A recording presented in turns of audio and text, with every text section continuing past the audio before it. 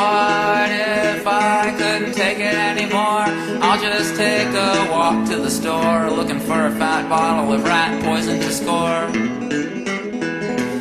And I'll pour it down my gullet to nullify this sullenness. If it's my destiny to kill me, spill it in me to begin to fulfill it. Give it a couple of minutes until it hits. But still it doesn't seem to be taking effect. I'm still walking erect. What the heck, what the hell? Well, at least I paid the guy with the check. So if the Bodega janked me on the poison I drank, all I gotta do is place a cancel call to my bank. But they put me on hold when I told them the story. I yelled into the phone, but the music ignored me. And it played, and it played for such a long time. And then a voice said, we'll be with you soon, just stay on the line. But just at that second my neck broke out in a sweat. I said, I bet this is it, the poison's starting to hit.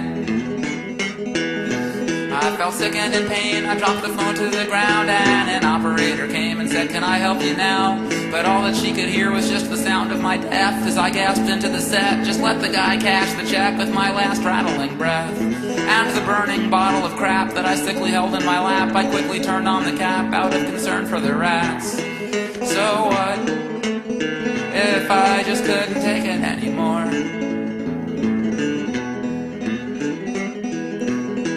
So what if I couldn't take it anymore? I'll just make the decision to take a walk on the bridge and try to fly like a pigeon. And I tramp up the ramp and all the bicycles pass, and I just can't help but laugh when I think back on my past and all of the retarded mistakes that I made, the broken-hearted dismay that started from the first grade all the way up to today. And the walkway is steep and the cars are all beeping and the people are sailing to wherever they're sailing, and I'm climbing the railing. I planned to stand and decide, but I just slip and I dive, and all the drunks on the side start to hold up their signs, mostly 7s and 9s, but now and then is a 10. And if I fell to earth, I'd be dead, that's for sure. But like I said before, it's only water and it's worthless. It isn't on purpose, but I bob to the surface. But a large garbage barge comes and drops 20 tons of toxic waste on my face. And as I sink from the sun to whatever's to come, my last sight is the bums who all change their signs into 3, 2s, and 1s.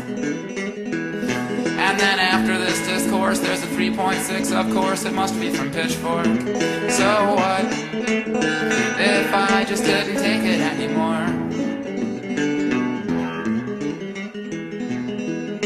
So what if I couldn't take it anymore? Staring down at the floor, staring up at the ceiling, cause I never get used to always feeling so unglued. Need new emails to read through while I eat old Chinese food.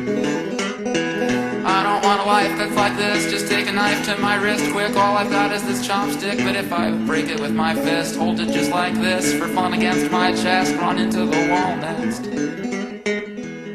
And I'll frown at the gash, then lie down in the bath with some Sylvia Plath. How many pages will pass till I'm facing my last? I didn't major in math, so I won't wager no cash.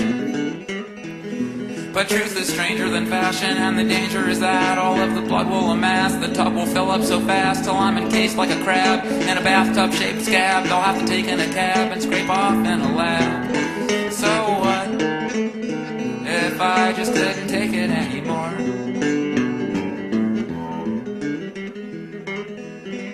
So what if I couldn't take it anymore? I'll just call up the mob and say I've got you a job. I guess you know what to do. Knock off this guy with the blues, an offer you can't refuse.